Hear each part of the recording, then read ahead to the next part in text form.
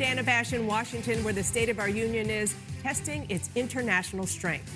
Right now, President Biden is in Rome on his final day at the G20, a major gathering of world leaders, the first in-person G20 since the COVID-19 pandemic. Climate change, COVID-19 vaccines, and the supply chain crisis are some of the major issues on the agenda.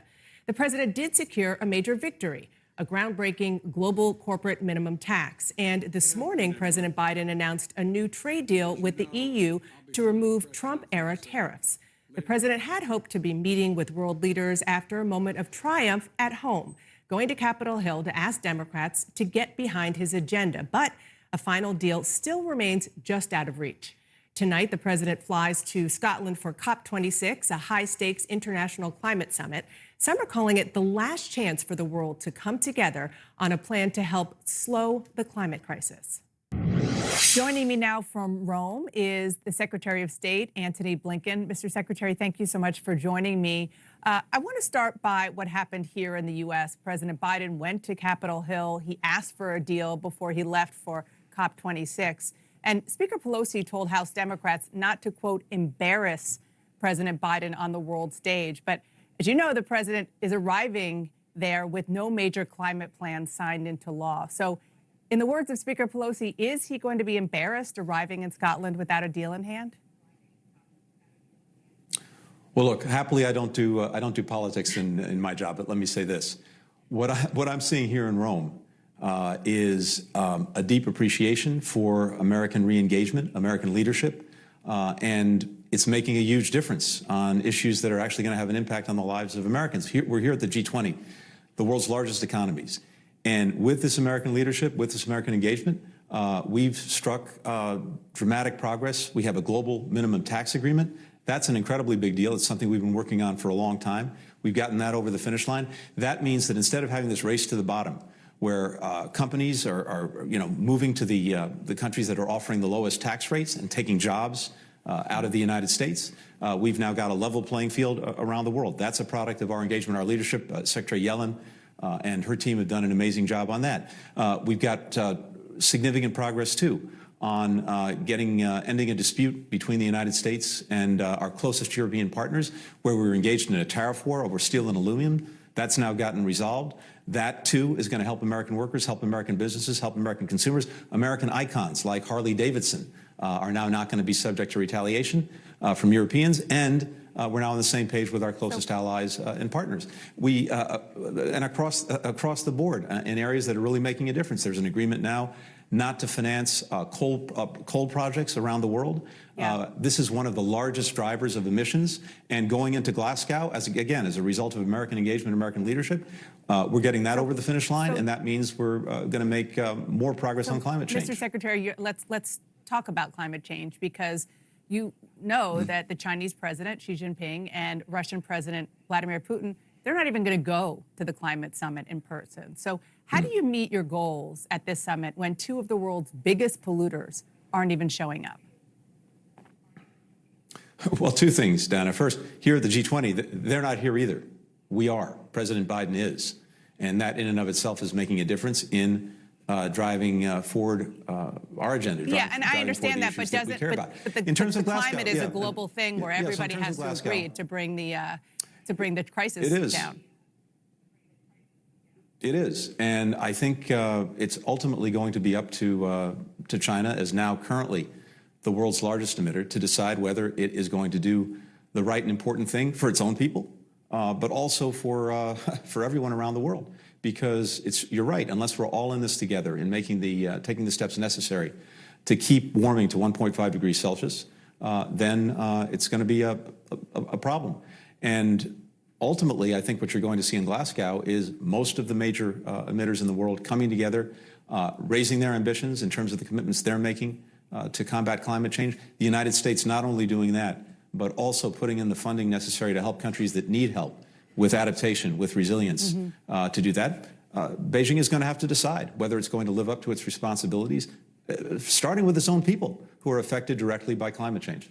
So you mentioned the 1.5 degree goal. That's what the Paris Climate Agreement says, that global warming needs to keep under that. That's right. The UN said just this week that the world is on track to hit a calamitous 2.7 degrees warmer by the end of the century. So is it fair to say that the world is not going to keep warming under 1.5 degrees? Look, right now, we're not on track to do that. That's why Glasgow is so important. And we're going to see what emerges from Glasgow in terms of the commitments the countries make. But it's not just Glasgow. This is a critical moment, but it's also a jumping off point going into next year to continue to do everything possible. What President Biden has talked about is seeing this as a decisive decade between now and 2030, because whatever goals we set for 2050, including making sure that we keep warming at 1.5 degrees Celsius, if we're not taking the steps over the next 8 to 10 years to actually do that, we won't hit the target. But Glasgow is a critical milestone, but there's going to be a lot of work following from Glasgow. President Biden said at CNN's town hall last week that the U.S. would come to Taiwan's defense if China invaded. Your spokesperson said there's no change in U.S. position. So I just want to clarify, has the U.S. committed directly to the Taiwanese government that it will come to Taiwan's defense if China invades?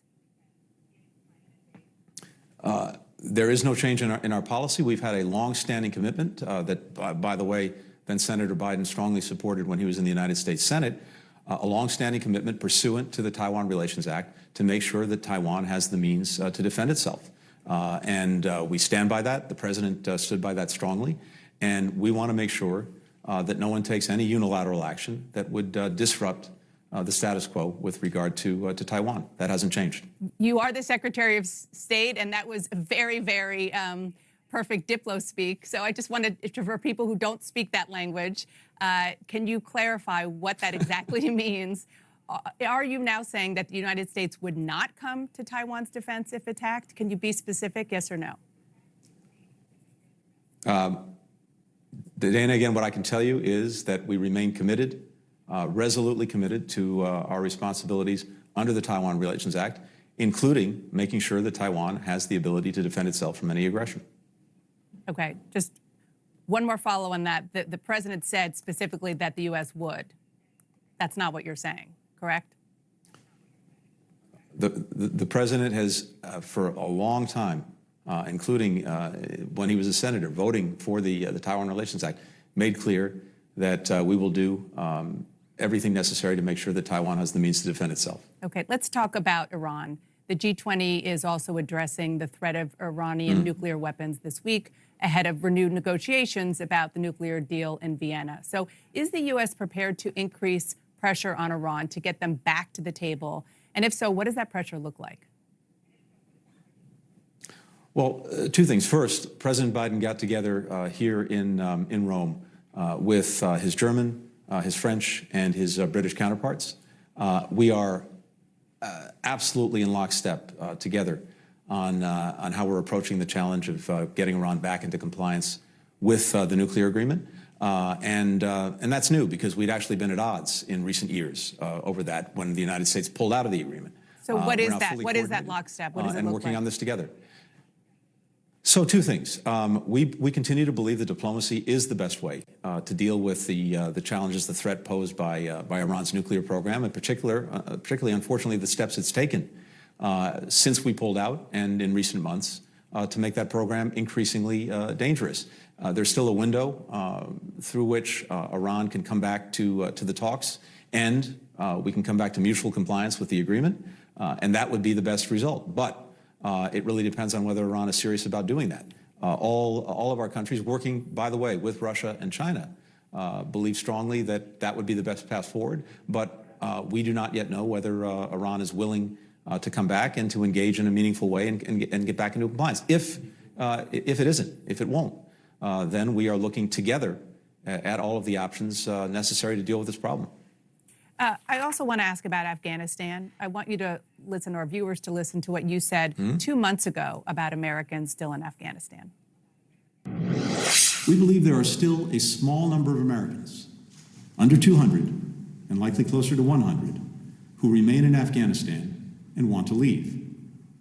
So we now believe that there are still close to 200 Americans trying to get out of Afghanistan, even after you evacuated more than 200 already. So is it acceptable to you that so many Americans are still 2 months later trying to get out of Afghanistan? Dana, let's be very clear about this, because I think there's a tremendous amount of confusion about this issue that's built up recent months.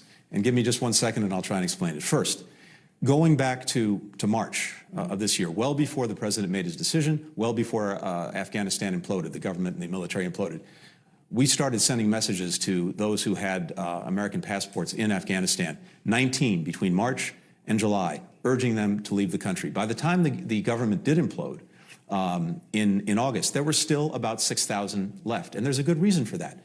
These are people whose entire lives were in Afghanistan. Their families were there. Their extended families were there. That's what they knew. And so it's an incredibly wrenching decision to leave. So about 6,000 left at that point. During the evacuation, the extraordinary evacuation, in which we got about 125,000 people out of Afghanistan, we got virtually all of the 6,000 who remained out. There were still several hundred who had told us at that point that they wanted to get out, who were not able to get out by the 31st. And what we said was, there's no deadline to this effort. We will continue to get them out. Since August 31st, as of today, we've gotten out, of the Americans left who said that they wanted to leave, about 340. But what's happened since is this. More people have come forward in two ways. There were some small number of Americans in Afghanistan who didn't want to leave, who've now seen that we've successfully been able to get some of the few remaining Americans out, who've now come forward and said, we do want to leave. And there are a couple of hundred of those who are ready to leave, and we will work to get them out. Similarly, since August 31st, other people have come forward who had not previously identified themselves as having an American passport. They've now come forward to say that they do. We verified that, and if they say they want to come out, we will bring them out as well. But we've demonstrated exactly what we said in August, which is even as we worked to get as many people out as we could before we left the airport, right, we were convinced that we would be able to continue to do that, and we've done that. Secretary of State Antony Blinken, thank you so much for clarifying that, and thank you for your time. I appreciate it. Thanks for having me. Good to be with you.